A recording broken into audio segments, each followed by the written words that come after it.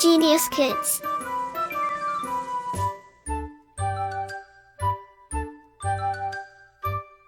Cultivating love for learning.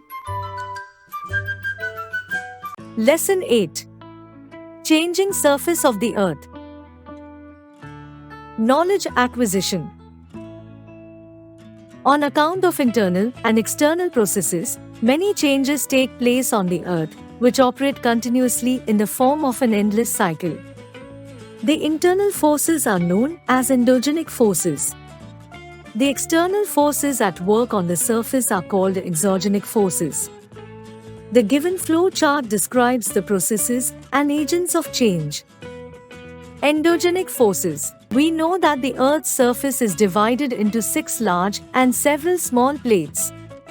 Several changes take place on the Earth's surface because of movement of these plates. The movement of these plates is called tectonic activity. Its greatest impact is in the way land and water bodies are distributed, and in the formation of mountains. For example, the Arabian Sea was formed by tectonic activity. Mountain ranges like the Himalayas and the Andes were also formed by tectonic activity. The given map shows that land and water are not evenly distributed. This division has not always been the same. Long ago, there was only one continent called Pangaea.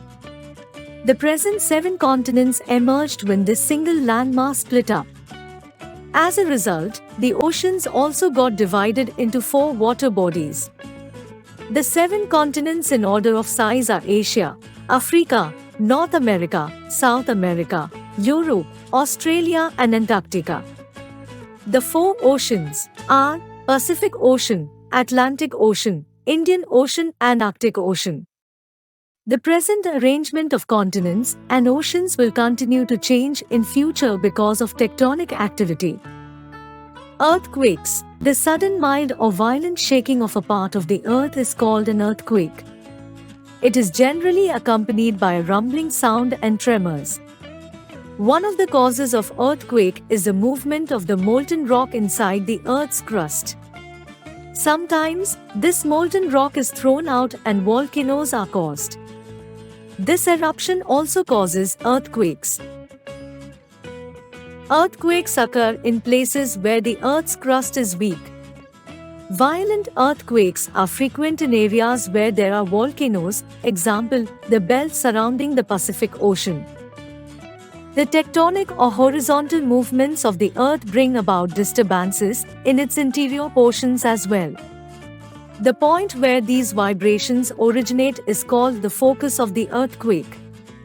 The point above the focus on the earth's surface is called the epicenter of the earthquake. The earthquake lasts for a few seconds, but it causes a huge loss of life and property. In India, earthquakes occur frequently in the areas such as foothills of the Himalayas and Ganga-Brahmaputra Valley and the Kutch area in Gujarat. Now scientists have been able to record and measure the vibrations of the earthquakes by an instrument called seismograph. The magnitude of the earthquake is measured by the Richter scale. The number of this scale range from 0 to 9. An increase of 1 unit on the Richter scale represents a 10-fold increase in the earthquake's strength. Earthquakes bring about changes on the surface of the earth in a number of ways. They may cause landslides in the hilly areas and cracks in the earth's crust. In the coastal areas, the earthquakes sometimes submerge land or old islands and sometimes they give birth to new ones. Sometimes hidden minerals buried under deep earth reveal themselves on the surface of the earth. General safety measures in case of earthquake are as follows. Take urgent note of warnings issued by government departments over radio, television, and in newspapers. Move out if you feel it is safer, but do not panic when an earthquake happens. When outside, don't stay under a tree or near the walls of a building. Don't rush outside or go to a balcony unless you feel your house is going to collapse. Stay near the door or crawl under a strong table but stay away from walls. Don't use lifts. Volcanoes, the molten rock material of the earth, beneath the lithosphere on which the tectonic plates float, is extremely hot. It is this heat that melts the rocks. This heat rises in the form of currents.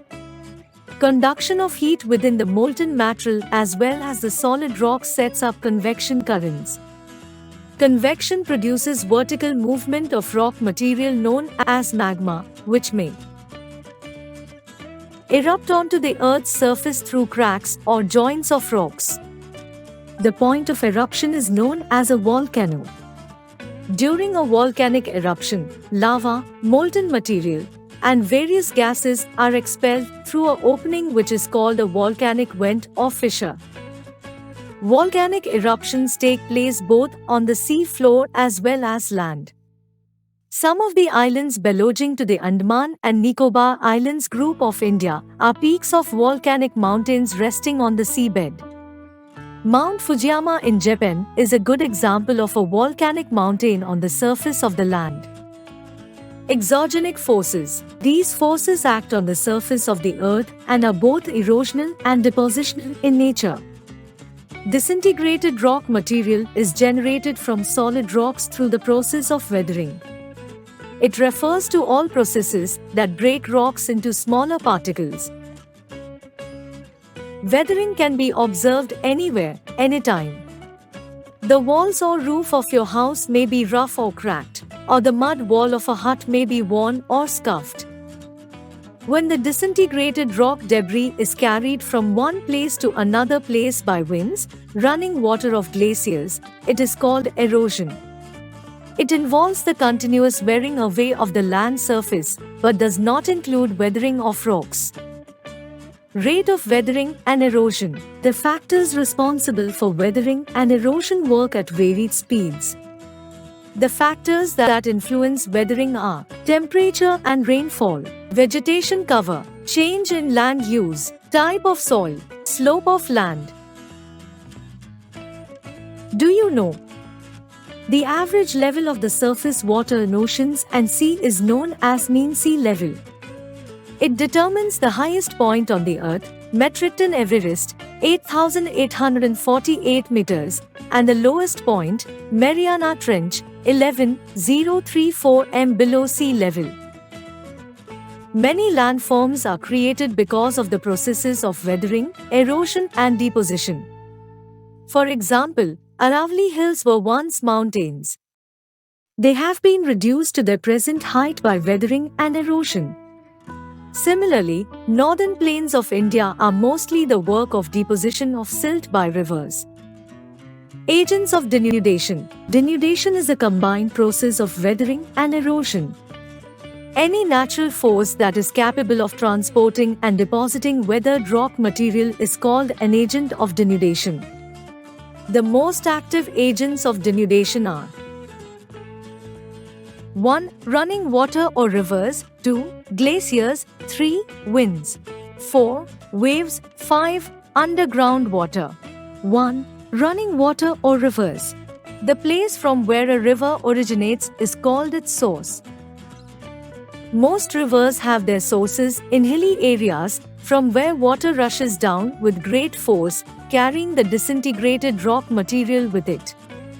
Depending on the velocity of water, the volume of water, nature of rocks, and the load of rock debris called sediments that a river carries, it performs the actions of transportation, erosion, and deposition. The eroded material that the river carries is known as its load. The rate of erosion is the highest in the upper course of the river. Landforms such as canyons, gorges, waterfalls, rapids, and V-shaped valleys are formed in the upper courses of a river. In the middle course, the velocity of water is less. The river can no longer transport its load. The silt begins to settle to the river bed or is deposited on the river banks. Meanders, large bends and loops, oxbow lakes, cut-off loops, forming lakes, and alluvial cones, cone-shaped deposits, are formed in this part of the river. In this course, many streams join the main river and increase its volume of water. The small rivers which join the main river are called its tributaries. Yamuna is the tributary of Ganga which converge into Ganga at Allahabad. In the lower course, as in the case of the Ganga and Brahmaputra in West Bengal, the flow of water is sluggish or slow. During floods, when rivers overrun their banks, the silt gets deposited wherever the flow abates, creating fertile land over a wide area called a floodplain. This results in the main river getting divided into streams and small channels. These channels, which do not join the river again, are called its distributaries. Before conversion into sea, many rivers discharge their deposits at their mouth and create a triangular piece of land called a delta. The delta at the mouth of rivers Ganga and Brahmaputra is the largest in the world. Deltas only form when the velocity of water is very sluggish. In the lower course, the river finally joins the sea. This point is known as its mouth. Many other rivers have deltas, including the Godavari, Krishna and Kaveri, which have their mouths on the west coast. But rivers like Narmada and Tapi flow fast through a trough and fall into the Gulf of Khambat in the Arabian Sea. They carry little sediment, but that little sediments they do carry gets deposited in the sea. Hence, deltas cannot form here. 2. Glaciers. Glaciers are formed in cold areas where there is heavy snowfall in winter. The snow also does not melt fully in summer. Therefore, it accumulates year after year. Due to pressure and cold, it gets frozen. Glaciers are today found in high mountain peaks of Himalayas as well as in high latitude areas like Antarctica. In the past, the climate was not as warm as it is today. Therefore, glaciers were found all over Europe and North America. There are two types of glaciers, mountain glaciers and continental glaciers. Mountain glaciers are found at high altitudes in the Himalayas and Alps. Continental glaciers cover large parts of the polar regions. They are vast, thick sheets of ice. Continental glaciers are also found in northern parts of Europe, Asia and North America. Both types are driven by gravity.